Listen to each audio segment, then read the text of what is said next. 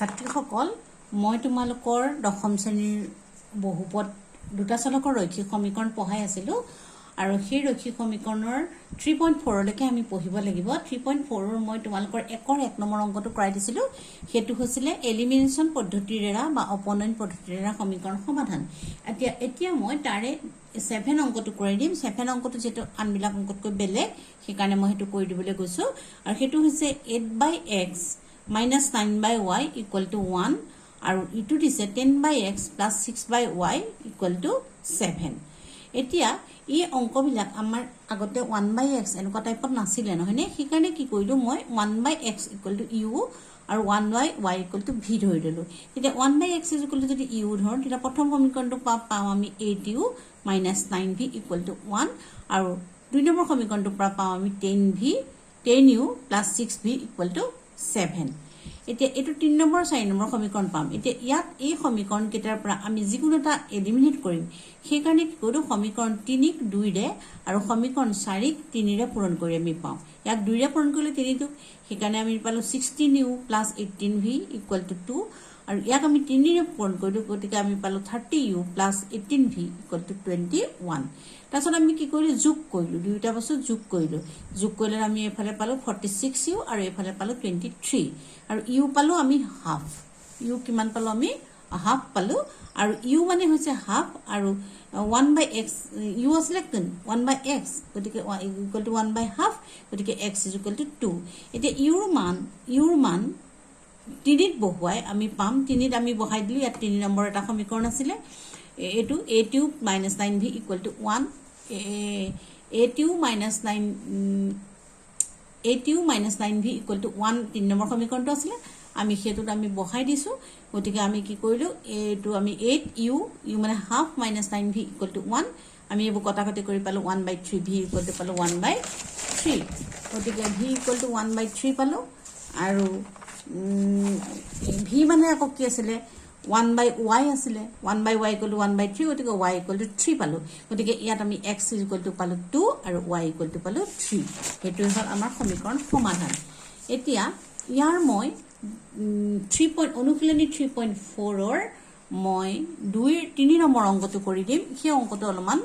দৰকাৰী মই গোটেই অংকখিনি যেটো কৰিব নোৱাৰো মই বাৰে বাৰে কৈছো গতিকে মই এই অংকটো কৰি দিছো সেই অংকটো 3 নম্বৰ অংকটো দিছে তালকৰ 3 নম্বৰ অংকটো দিছে যে দুটা অংকৰ সংখ্যা এটাৰ অংক দুটাৰ সমষ্টি 9 আকৌ এই সংখ্যাটোৰ 9 গুণ ললে সংখ্যাটোৰ অংক দুটাক সালসলনি কৰি পোৱা সংখ্যাটোৰ দুগুণৰ সমান হয় সংখ্যাটো উলিওৱা তাৰমানে দুটা এটা সংখ্যা আছে এটা সংখ্যাটো কেনেকুৱা দুটা অংকৰ সংখ্যা আৰু কি কৈছে যে এই সংখ্যাটোৰ অংক দুটাৰ সমষ্টিটো হৈছে 9 আৰু সংখ্যা দুটাই যদি স্থান সালসলনি কৰে তেতে প্ৰথম